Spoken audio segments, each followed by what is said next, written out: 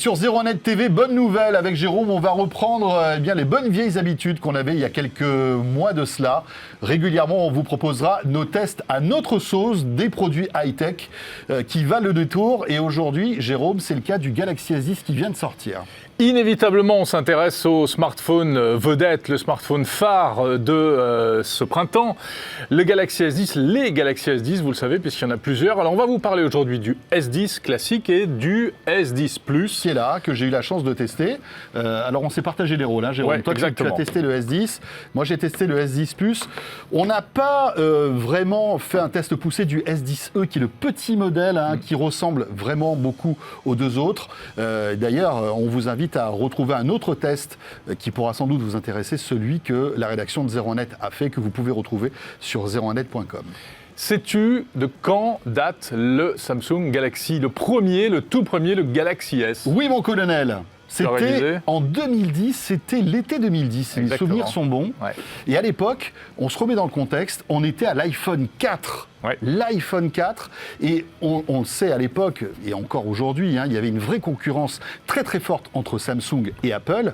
Et d'ailleurs, rappelle-toi, à cette époque-là, en 2010, beaucoup de monde se moquait en fait de Samsung parce que le Galaxy S ressemblait beaucoup à l'iPhone de l'époque. Mais c'est un peu ce qui s'est passé en fait. L'histoire du Galaxy a été quand même très intimement liée finalement à l'histoire de l'iPhone. C'était je te copie moi non plus, jusqu'à ce que, on va dire, Samsung arrive à s'émanciper totalement, et notamment en proposant des designs de rupture. Le plus spectaculaire, c'était évidemment le Galaxy S6 Edge, sorti en 2015 avec les bords courbes, qu'on retrouve aujourd'hui même, d'une certaine manière, dans le S10. C'est vrai que c'était la révolution du design pour Samsung avec ce Galaxy S6. Pourquoi ? Parce que le Galaxy S5, on s'en souvient, Jérôme, était en plastique. C'était un téléphone qui n'avait pas bien marché et qui avait souffert face à l'iPhone 6, qui était sorti à l'époque. Mais en revanche, le Galaxy S5 avait un truc intéressant, c'était le premier smartphone étanche, alors que chez Apple, c'est arrivé beaucoup plus tard. Le Galaxy S10, on commence par les points forts.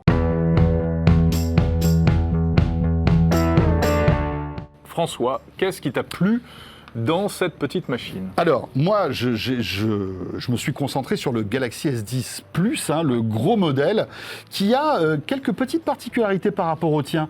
Il a, en gros... Il est plus grand. Alors, il est plus grand écran qui est superbe. C'est un écran évidemment AMOLED, comme d'ailleurs c'était le cas sur le premier S qui était sorti en 2010. Évidemment, la qualité s'est améliorée. On est dans une définition qui est vraiment très très élevée. C'est un affichage qui est absolument exceptionnel. Voilà.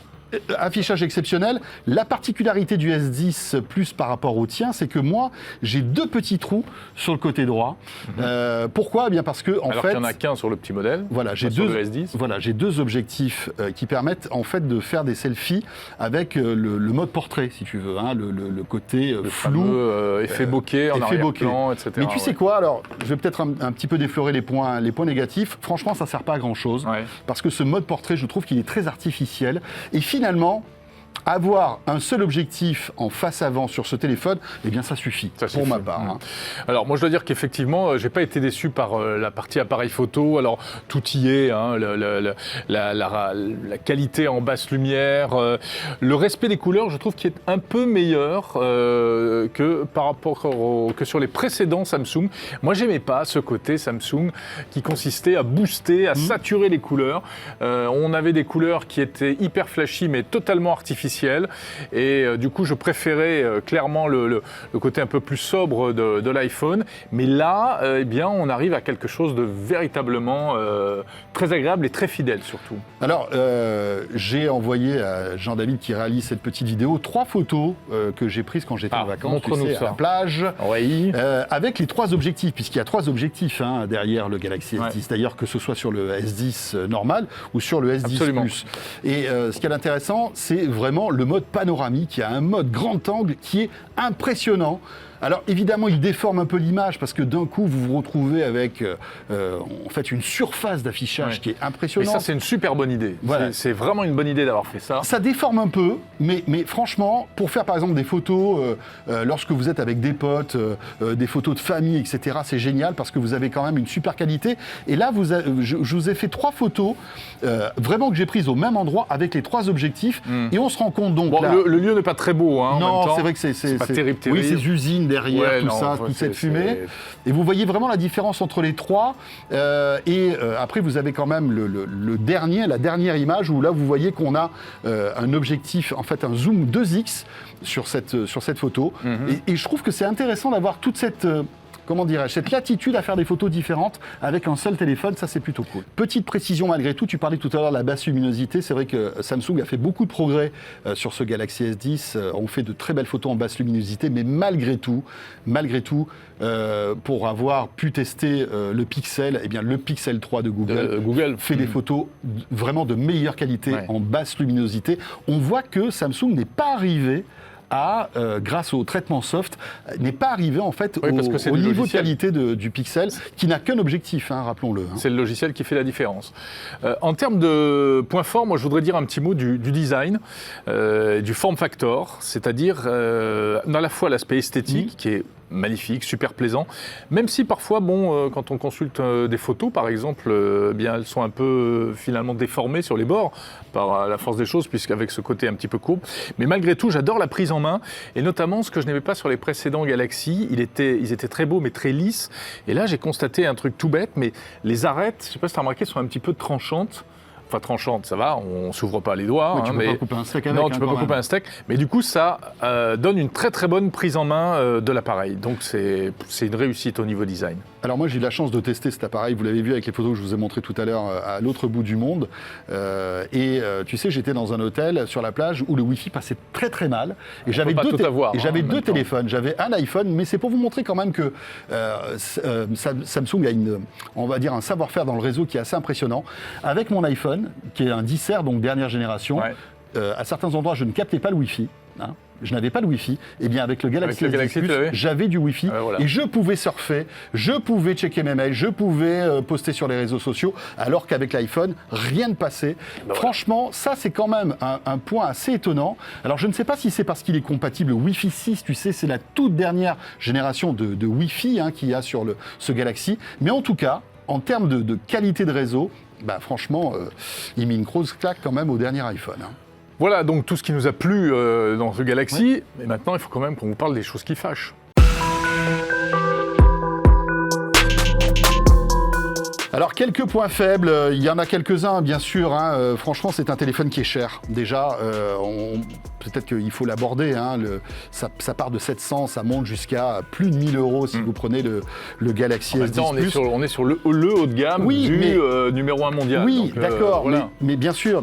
Mais c'est toujours la même chose. C'est que là, autant, tu vois, l'iPhone est dans un monde un peu à part, avec un OS spécifique. Mais là, Samsung se retrouve confronté à énormément en fait, de concurrents qui sont sous Android.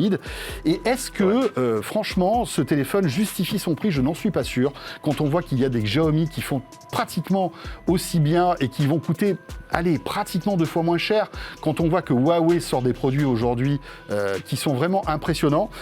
Franchement, moi je pense que le premier défaut que je trouverais, je pense que le rapport qualité-prix de ce S10 n'est pas forcément au top. Oui, mais ils sont en frontal avec Apple, ils veulent rester positionnés sur du très haut de gamme, donc c'est aussi une logique et une volonté marketing de faire ce pricing, comme on dit, très élevé.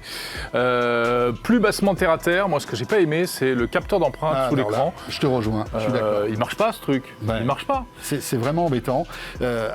Pourtant, l'idée est super. Il suffit de poser le doigt sur l'écran. Il n'y a pas de touche spécifique dédiée, donc le design est totalement préservé, mais ça fonctionne pas bien. Ça marche pas bien. Alors c'est pas une nouveauté. Il y a d'autres téléphones qui ont cette technologie donc de capteur d'empreinte dans l'écran. Mais là, alors Samsung dit nous c'est révolutionnaire parce que ça marche à ultrasons.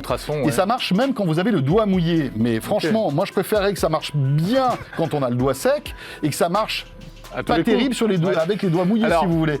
Franchement, je comprends pas. Je trouve qu'il y a un vrai problème. Alors, espérons qu'il y ait une mise à jour qui arrive et qui règle ce problème, parce que vraiment, moi, j'étais obligé parfois de faire plusieurs fois, poser plusieurs fois mon pouce pour pouvoir déverrouiller le téléphone. Moi, j'ai fait une chose, ça ne fonctionnait plus du tout alors que j'avais enregistré 2 doigts. J'ai tout effacé, j'ai recommencé. Et là, ça s'est mis à fonctionner. Donc, bizarre. Hein, il a peut-être besoin de, je sais pas quoi, de se chauffer. Tiens, si vous l'avez acheté, ce Galaxy S10, dites-nous justement si vous pensez que ce capteur d'empreinte à ultrasons marche aussi bien que les précédents. Franchement, moi, je comprends pas. C'est vraiment assez bizarre. Autre point négatif, pas de charge rapide. Mais non, mais Samsung, c'est pas possible. On paye un téléphone, en tout cas pour le haut de gamme, 1 000 €. Il n'y a pas de charge rapide, alors qu'aujourd'hui, c'est pratiquement une option qui est là sur tous les téléphones Android moyen haut de gamme. C'est un peu embêtant. Quand vous voyez que l'Oppo Find X, qui est un téléphone qui est sorti il y a pratiquement 1 an, se recharge en 30 minutes quand la batterie est vide, eh bien on n'arrive pas à cette performance-là avec ce S10. Mais il a la recharge par induction pour les accessoires. Alors moi, bémol là-dessus, j'ai essayé de recharger mes Galaxy Buds, tu sais, les petites oreillettes True Wireless qui sont sorties en même temps que le téléphone. Ça les recharge certes, mais avec une lenteur. C'est-à-dire que, en fait, je pense que c'est une fausse bonne idée. Ça se recharge, mais très lentement. Ce qu'on a eu l'occasion de dire il n'y a pas très longtemps dans Zéro Live avec Nicolas Lelouch. Autre point faible, mais alors je reviens à l'ergonomie, le design que j'aimais bien par certains côtés, mais je pense qu'il a un petit problème, c'est au niveau du bouton Bixby, puisqu'il y a un bouton dédié à l'assistant vocal Bixby qu'on n'utilise pas vraiment, Bixby, hein, on n'est pas... Voilà. Alors moi j'ai testé Bixby Vision, je pourrais vous en parler si tu veux tout à l'heure. Moi je parlais du Bixby vocal surtout. Oui. Qui n'est pas encore disponible en français en plus. Oui, mais bon, tu as envie quand même de l'essayer, et puis même si tu veux pas l'essayer, en fait ce bouton te tombe tout le temps sous les doigts, et quand tu veux prendre une photo, quand tu attrapes le téléphone, etc., il se déclenche tout de suite. Donc c'est un peu gênant ce bouton Bixby. Bon, ça n'empêche pas de vivre, mais voilà. Alors, tu vois, il y a un truc que j'ai oublié de vous signaler tout à l'heure dans les aspects positifs et que je regrette qu'il n'y a pas chez Apple. Ça doit exister sans doute sur d'autres téléphones Android, mais je ne l'avais jamais remarqué. C'est le fait que quand tu as en fait verrouillé ton téléphone, ton Galaxy S10, que ce soit par la reconnaissance faciale qui marche bien, mais qui n'est pas très sécurisée. Non, qui n'est pas sécurisée, attention. Il suffit de mettre une photo. Il y a eu des tests sur certains sites américains où on met une photo devant pour que ça le déverrouille. C'est pas de la reco 3D. Mais en revanche, si par exemple, vous le déverrouillez avec le doigt, pour éteindre le téléphone, tu es obligé de le déverrouiller. Et je trouve que c'est une super idée, alors que chez Apple, tu peux éteindre ton téléphone sans être obligé de le déverrouiller. C'est-à-dire que toi, demain, tu trouves mon téléphone, tu l'éteins très facilement, d'accord ? Et je trouve que... Oui, mais enfin, si je ne peux pas le rallumer, quel intérêt ? Je trouve que le fait de ne pas pouvoir éteindre un téléphone que tu as trouvé dans la rue ou que tu as volé, eh bien, c'est un plus en termes de sécurité. Parce que ça veut dire que les puces réseau vont toujours marcher et que pendant ce temps-là, on pourra toujours scanner et savoir géolocaliser où est le téléphone. Alors que par exemple, moi je te pique un iPhone, je l'éteins, c'est fini, tu sais plus où il est. Et après, je peux le bidouiller, je peux le démonter, etc. Et je trouvais que ce truc-là, c'était une très bonne idée de la part de Samsung. En effet, c'est pas mal. Moi, ce que je n'ai pas aimé en revanche, mais c'est pas propre au Galaxy S10, c'est un peu propre à toutes les dernières générations on va dire, de Samsung et d'Android même, c'est la mise en route. Je suis désolé, mais quand on est habitué à la simplicité d'iOS, c'est une tannée de mettre en route pour la première fois un smartphone sous Android, qui plus est Samsung, parce que alors vous vous retrouvez à devoir renseigner 2 écosystèmes, 2 comptes, il vous faut un compte Google, il vous faut un compte Samsung, et il y a des menus dans tous les sens, et des machins, il faut répondre oui, non, etc.